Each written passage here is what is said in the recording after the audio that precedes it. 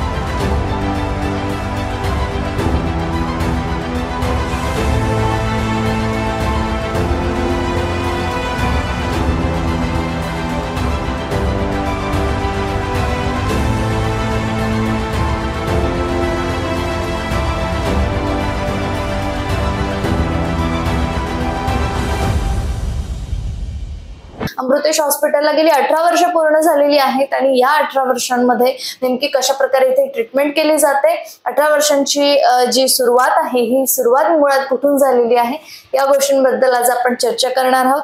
सर्वात आधी अमृतेश हॉस्पिटलचे संचालक डॉक्टर हरी ज्योत सरांचं आपल्या जीएम न्यूज मध्ये आपण स्वागत करत. सर, खूप खूप स्वागत आहे तुमचं आमच्या चॅनलमध्ये.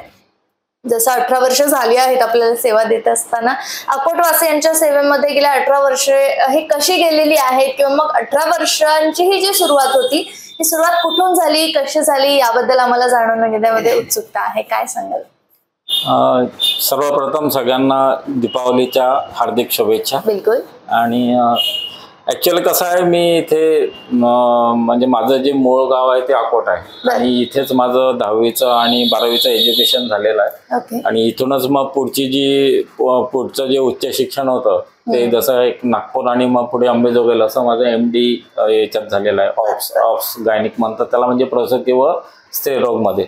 आणि जेव्हा माझं हे कम्प्लीट झालं त्या कालांतराने मी इथे जेव्हा आलो तर मला इथे असं दिसलं की इथे बऱ्याच जणांना या विषयाचं जे कॉम्प्लिकेशन आहेत किंवा जे प्रॉब्लेम आहेत हे जास्त आढळले, म्हणून मग इथे सेटल होण्याचा निर्णय घेतला.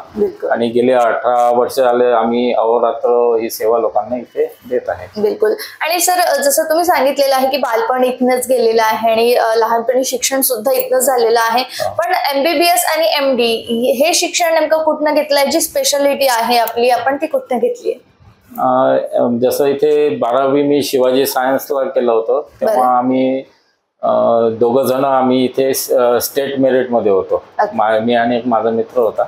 आणि मग त्या काळात कसं होतं की ते मेरिट बेसिसला मेडिकलला ऍडमिशन मिळायचं. आणि त्या काळामध्ये असं होतं की जे एकदम गावातले जे टॉपर लोक आहेत त्यांनाच त्या काळात ऍडमिशन मिळायचं. तर त्या 12वीत भरपूर मार्क असल्याच्याने मला मग GMC नागपूर इथे मेरिट बेसिस ऍडमिशन मिळाली. अरे वा, क्या बात. आणि मग तिथे त्याच्यानंतर माझं MBBS एकदम स्ट्रेट फॉरवर्ड कम्प्लीट झालं. आणि नंतरचा एखादा वर्षानंतर मी तिथे एक एंट्रन्स एक्झाम असते आमची पोस्ट ग्रॅज्युएट, ती क्लिअर केली आणि त्या बेसिसवर मला मग अंबेजोगाईला MD गायनेक असं सब्जेक्ट मिळाला होता. बिलकुल. आणि तो मी बाय चॉईसच घेतला होता. ऍक्च्युअली माझं त्याच्यात इंटरेस्ट असल्याने मी बाय चॉईस तो घेतला होता. त्याला भरपूर ऑप्शनही होते त्या काळामध्ये, पण बाय चॉईस हा होता तर मी हा घेतला. अच्छा. पण जे स्वप्न होतं आधीपासून डॉक्टरच व्हायचं होतं का की आणखीन काही दुसरं स्वप्न होतं? ऍक्च्युअली आमच्या घराण्यात माझे मामा वगैरे आहेत, त्यांचाही थोडा आदर्श होताच. आणि स्वप्नापेक्षा मिळत गेलो आणि घेत गेलो. बस स्वप्न नव्हतं एवढं मोठं, झालं ते सक्सेस. म्हणजे घरामध्ये असं कोणी डॉक्टर होतं का? माझा मामा आहे आणि त्याचा थोडा आदर्श होताच.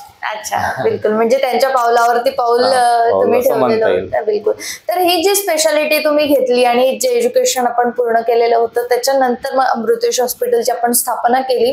तर अमृतेश हॉस्पिटलमध्ये आपण काय काय ट्रीटमेंट करीत आहात किंवा मग जे महिलांशी रिलेटेड किंवा स्त्री रोग तज्ञ आपण आहात, तर स्त्रियांशी रिलेटेड काय काय समस्या आपण दूर करताय? जेव्हा इनिशियली मी इथे आलो जवळजवळ 18 वर्ष आधी, तर इथे असं जाणवलं होतं की बरेच स्त्रियांना म्हणजे प्रसूतीच्या दरम्यान बरेचसे कॉम्प्लिकेशन उद्भवत होते. सुलभ प्रसूती होण्यात बऱ्याचशा अडचणी व्हायच्या. तर मी तेव्हा एकदम फ्रेश आल्याच्यानं मला मग लोकांनी बोलवणं सुरू केलं होतं. जे सेंटर मध्ये जास्त फॅसिलिटी नव्हती तिथे मी जायचं. तर मग मला लक्षात आलं की झालं यांचं याच्यापेक्षा आपण जर अपग्रेडेड फॅसिलिटी इथे उभी केली तर आपल्या इच्छा ज्या आहेत महिला भगिनी यांना आपण जास्तीत जास्त चांगल्या प्रकारची सेवा देऊ शकतो. म्हणून मग मी पहिले छोट्या सेटअपमध्ये सुरुवात केली. तर बेसिक आमचा फोकस जो होता त्या पिरियडमध्ये, तर आम्ही जसं प्रसूती पूर्व आणि प्रसूती दरम्यान आणि प्रसूतीनंतरच्या अशा याच्यावर जास्त फोकस केलं. तर त्या पिरियडमध्ये जसं अवेअरनेस फार कमी होता, तर पहिले अवेअरनेस क्रिएट केला लोकांमध्ये. नंतर जास्तीत जास्त सेफ प्रसूती कशी होईल याच्याकडे जास्त कॉन्सन्ट्रेट करून तशा सर्व्हिसेस उभ्या केल्या इथे. बिलकुल. जसं तुम्ही सांगितलेलं आहे की या ज्या माता भगिनी आहेत त्यांचे छोटे छोटे प्रॉब्लेम्स का होईना तुम्ही ते सॉल्व्ह करण्याचा प्रयत्न आधीपासून करीतच आलेला आहात. आणि सर आता बहुतांश ज्या महिला आहेत तर त्यांना वंध्यत्वाचा खूप सामना करावा लागतो, तर वंध्यत्वावरती पण आपण ट्रीटमेंट करताय? आधी कसं होतं की आधी हा एवढा प्रॉब्लेम नव्हता, वंध्यत्व हा एवढा नव्हता. म्हणजे जनरली कोरोना नंतर असं ऑब्झर्वेशन आहे की थोडंसं इन्फर्टिलिटी ज्याला आपण वंध्यत्व म्हणतो ते जरा प्रमाण जास्त आहे. तर आम्ही त्याच्यातही आता जसं खूप मोठं हे तर नाही केलेलं आहे अजून सध्या, पण आम्ही बेसिक सर्व्हिसेस जे आहेत आणि बेसिक इन्व्हेस्टिगेशन जे आहे त्यात आम्ही ट्रीटमेंट आपल्या हॉस्पिटलमध्ये आम्ही करतो. आणि जनरली आम्हाला 50 to 60% रिझल्ट आहे. एकदम 100% नाही म्हणता येईल, कारण पण बेसिक ट्रीटमेंटवर 50 to 60% हा भरपूर झाला रिझल्ट तो सध्या आहे. आणि आम्ही ते कॉन्सन्ट्रेशननी म्हणजे बेसिक सर्व्हिसेसमध्येच कमी पैशात वंध्यत्वावरची आमचं जे आहे निवारण करण्याचा प्रयत्न तो सुरू आहे. बिलकुल. नक्कीच. तर तुम्हालाही काही वंध्यत्वाचा प्रॉब्लेम असेल तर तुम्ही सरांकडे येऊन रिझल्ट घेऊ शकता आणि लवकरात लवकर गर्भधारण सुद्धा करू शकता. सर याशी रिलेटेड काय काय ऍडव्हान्स सुविधा तुम्ही लोकांना देताय? वंध्यत्वासाठी कसं आहे, बेसिक असते हार्मोनल इन्व्हेस्टिगेशन्स, नंतर दुसरं असते फिजिकल एक्झामिनेशन, आणि तिसरं असते हायर जसं अल्ट्रासाऊंड किंवा HSG नावाच्या फॅसिलिटी. तर अल्ट्रासाऊंड आणि हार्मोनल इन्व्हेस्टिगेशन तर आपल्या हॉस्पिटलला होतातच, प्लस इन ॲडिशन जर अत्याधुनिक अजून काही लागलं तर आम्ही काही लोकांशी अटॅच आहे त्या लोकांकडून आम्ही हे सर्व कामं करून घेतो. आणि त्याच्यावर जे प्रॉब्लेम असतील तेही आम्ही काही अटॅच तज्ज्ञ आहेत आपल्या हॉस्पिटलला, त्यांच्या थ्रू आम्ही करून घेतो. बिलकुल. सर आता प्रसूती दरम्यान काही वेदनारहित सुद्धा प्रसूती करण्यात येते, तर ती सुद्धा आपल्या इथे होते का? हा, वेदनारहित सुद्धा आम्ही करतो, पण जसं त्याच्यात सक्सेस रेट थोडा आम्हाला जरा कमी वाटत आहे. पण जास्तीत जास्त आम्ही प्रयत्न करतो की जी नॉर्मल डिलिव्हरीची प्रोसेस आहे ती कमीत कमी पेनलेस व्हायसाठी जो ड्युरेशन ऑफ लेबर आहे तो कमी करून सुलभ आणि पेनलेस डिलिव्हरीकडे आम्ही कसंही नेतोय. बिलकुल. नॉर्मल डिलिव्हरीचा रेट आपल्याकडे कसा आहे? प्रिव्हियसली म्हणजे कोरोनाच्या आधीच्या काळात जवळजवळ 70% नॉर्मल डिलिव्हरीचा रेट होता, पण आता काहीतरी म्हणजे जे आपलं रुटीन वर्क आहे किंवा जे महिलांचं जे म्हणजे जी एक्झरसाइज करायचं हे कॅपॅसिटी थोडी कमी झाल्याने आणि बसकं काम मोबाईल त्याच्या आणि सगळ्या फॅसिलिटी इझिली मिळत असल्यामुळे थोडा रेट ऑफ सिझरन सेक्शन वाढलेला आहे. बिलकुल बिलकुल. सर आता 18 वर्ष तर झालेलीच आहे, पण यापुढे काही प्लॅनिंग्स आहेत किंवा आणखीन काही स्वप्न अकोटकरांसाठी? नाही, याच्यातही आम्ही मग अजूनही जसं बाकी गायनॅक फॅसिलिटीज थोड्या कमी आहेत अकोट शहरामध्ये, तर त्या इम्प्रूव्ह करायचा प्रयत्न सुरू आहे. त्याच्यात गायनॅक सर्जरीमध्ये जसं ओव्हेरियन सर्जरीज असतात किंवा युट्राईन सर्जरीज आहेत, तर त्या हळूहळू आम्ही सेटअप वाढवतच आहे दिवसेंदिवस आणि त्याच्यातही आता बरेचसे रिझल्ट येत आहे आम्हाला. बिलकुल. म्हणजे अकोटकरांना काही दिवसानंतर अकोला किंवा मग इतर बाहेरगावी जाण्याची गरज नाही पडणार, इथेच महिलांना सगळ्या सुविधा मिळणार आहेत. तसं बेसिक अकोटला तर 99% सगळ्या सर्व्हिसेस अवेलेबल आहेत. बिलकुल. तर सरांनी सांगितलेलं आहे की यापुढे आणखी सरांचे खूप छान प्लॅनिंग्स आहेत, स्वप्न देखील आहेत.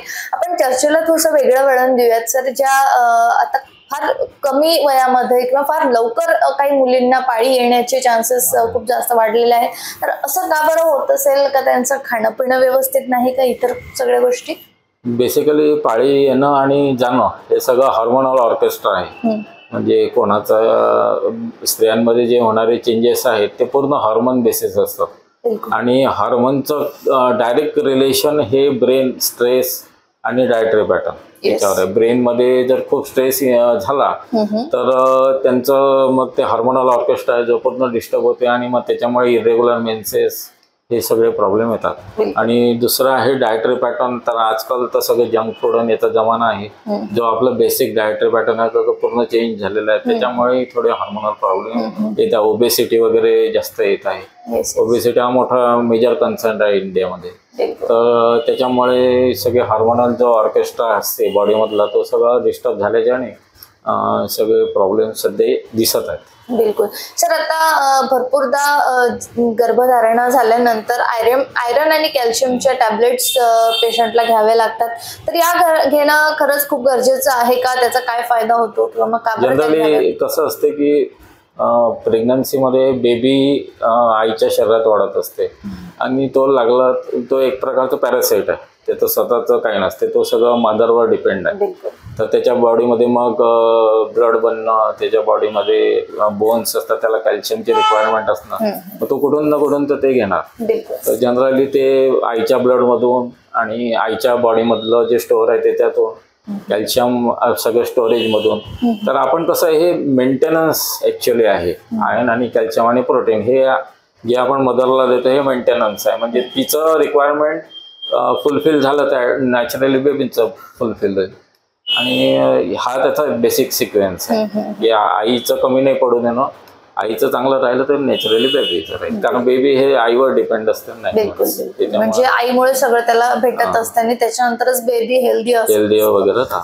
तर ज्या ANC महिला असतात त्याचा डाएट प्लॅन कसा असायला पाहिजे? मग काय डाएट? ANC मध्ये कसं आहे, जसं मेन तर डायटरी इम्प्रुव्हमेंटच खूप चांगलं म्हणजे त्यात आहे. त्यात असं असतात सीझनल फ्रुट्स त्यांनी खायला हवे. नंतर आम्ही जसं हिरव्या पालेभाज्या जास्तीत जास्त भर देतो. हिरव्या पालेभाज्या, पोळी, दूध, दुधाचे पदार्थ हे आणि बाकी मग सीझनल जसे ज्युसेस वगैरे असं ॲडवाईस करतो. पण काही काही फ्रुट्स आहे जे सर्वसामान्यामध्ये असं म्हणतात, पण ते आम्ही जसं त्यांना अवॉइड करायलाच सांगतो. पण बाकी जे आहे जसं आपण ॲपल म्हणू शकतो, अंगूर म्हणू शकतो, हे बिलकुल आम्ही ॲडवाईस करतो. बिलकुल. बऱ्याचदा काय होतं की गर्भधारणा झाल्यानंतर बरेच दिवस ज्या महिला आहेत त्या डॉक्टरकडे जातच नाहीत. कधी कधी त्यांना वाटतं की उद्या 3 महिने मग त्याच्यानंतर आपण पुढील ट्रीटमेंट घेऊ. तर मुळात आपण गर्भधारणा झाल्यानंतर किती दिवसांमधनं एकदा डॉक्टरकडे जायला पाहिजे किंवा किती दिवसांच्या मधनं आपण जायला पाहिजे, काय सांग? बेसिकली कसं असते की आता प्रेग्नन्सी राहिली आणि प्रेग्नन्सी राहिली तर ती कुठे राहिली, म्हणजे आता जनरली प्रेग्नन्सीच्या लोकेशनला खूप महत्व आहे. ती इंट्रायुट्राईन व्यवस्थित कॅव्हिटीमध्ये व्यवस्थित पाहिजे. तर बरेचदा काय होतं की प्रेग्नन्सी राहते पण फॅलोपियन ट्यूबमध्ये राहते, त्याला एक्टोपिक प्रेग्नन्सी म्हणतात.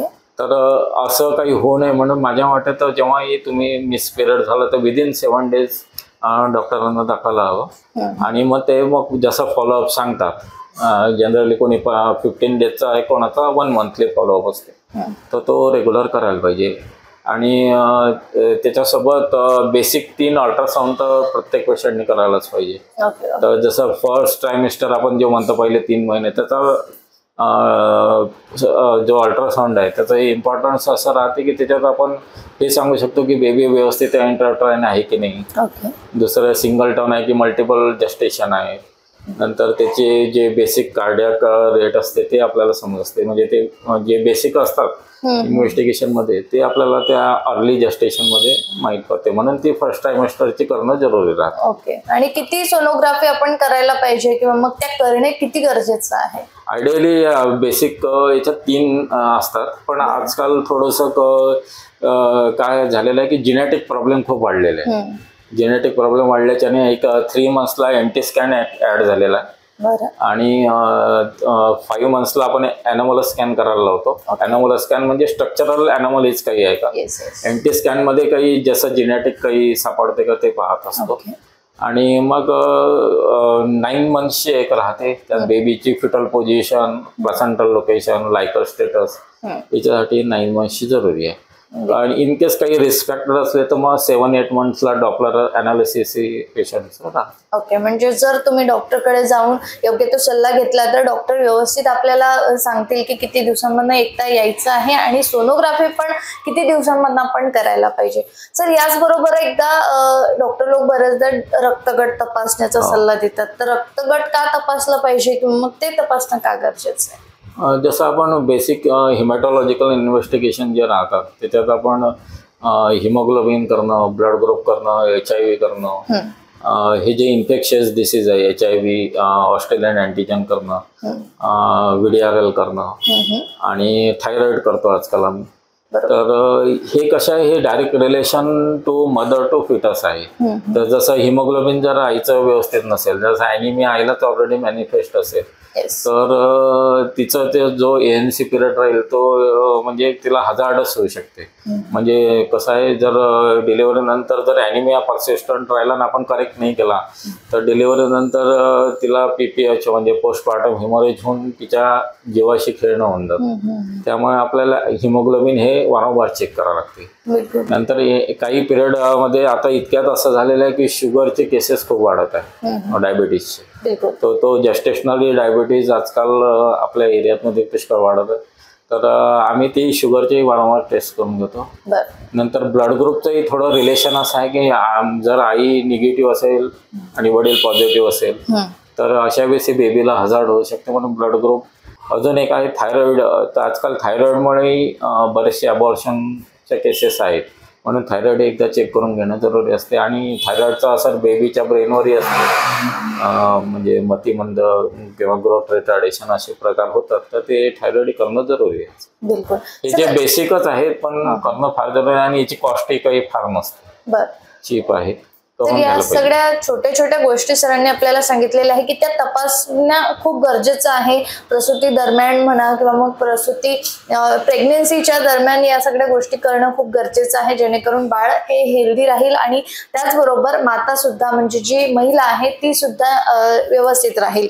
सर, आता पाळी जे जात आहे फार लवकर जात आहे, तर याला काय कारण असू शकतं? काय याला पण आपलं खाणं पिणं जबाबदार? डायटरी पॅटर्न आहे आणि दुसरं स्ट्रेस आहे. कसं आहे, जे पाळीचं कंट्रोलिंग युनिट जे आहे ते पूर्ण ब्रेन ओरिएंटेड आहे. आपलं पूर्ण बॉडीचं हार्मोनल युनिट, कंट्रोलिंग युनिट हे पूर्ण ब्रेनमध्ये आहे. आणि ब्रेनवर स्ट्रेस येणं किंवा दुसरे काही सिस्टमॅटिक डिसऑर्डर होणं किंवा डायटरी पॅटर्न, त्याच्यामुळे ओबेसिटी येणं, या सगळ्यामुळे ज्या हार्मोन्सचा जो ऑर्केस्ट्रा आपल्या बॉडीमध्ये अरेंज झालेला आहे तो पूर्ण डिस्टर्ब होते.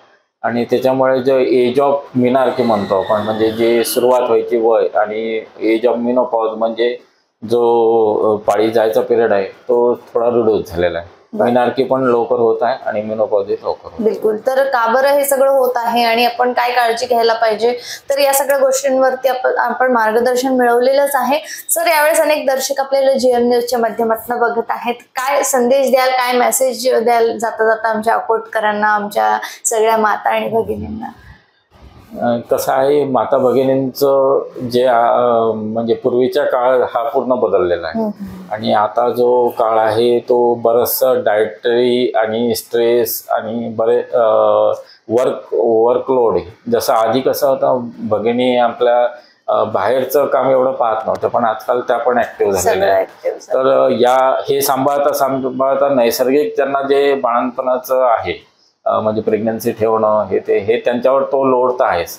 तर मग प्लस तुमचं वर्क करता करता हे जर तुम्हाला व्यवस्थित मेंटेन करून घ्यायचं असेल तर थोडं डॉक्टरची कन्सल्टेशन करून तुम्हाला जे क्युरीज असेल त्या सॉल्व्ह करून नंतर त्यांचं वर्किंग स्टेटस जे आहे ते काही अल्टर करता येते का, की तेच ठेवायला पाहिजे याच्याबद्दल डिस्कशन करून तुम्ही म्हणजे दोन्ही आपण काय म्हणतात तराजूच्या दोन्ही बाजू आपण सांभाळून नेऊ शकतो. पण त्यासाठी तुम्हाला जसं प्रॉपर गायडन्स हवा आहे आणि प्रॉपर गायडन्स हे गुगल याच्या मागे न लागता डायरेक्ट तुमचं जे कन्सल्टिंग डॉक्टर आहे त्यांच्याशी बोला आणि त्याच्या थ्रूच तुम्ही तुमचं प्रॉपर म्हणजे नियोजन करून फॅमिली कशी आपली व्यवस्थित राहील याच्याकडे लक्ष देता येईल. नक्कीच. Thank you sir. खूप छान वाटलं तुमच्याशी चर्चा करत असताना आणि आमच्या या चॅनलला GM न्यूजला तुमचं अमूल्य वेळ अमूल्य मार्गदर्शन केल्याबद्दल तुमचे खूप खूप आभार. Thank you madam. तर हे होते माझ्यासोबत डॉक्टर हरीश जोत सर. आपण बघितलेलं आहे की कशा प्रकारे सरांनी आपल्याला मार्गदर्शन केलेलं आहे. जर तुम्हाला इथपर्यंत पोहोचायचं असेल तर खाली ॲड्रेस आणि बाजूला नंबर सुद्धा दिलेला आहे, तरी नक्कीच तुम्ही इथे येऊन आपली ट्रीटमेंट करू शकता आणि वंध्यत्वाचा जर तुम्हाला काही प्रॉब्लेम असेल तर तुम्ही इथे येऊन रिझल्ट मिळवू शकता. तुर्तास मी नेहा तुम्हा सर्वांची रजा घेते. बघत रहा गजर महाराष्ट्राचा.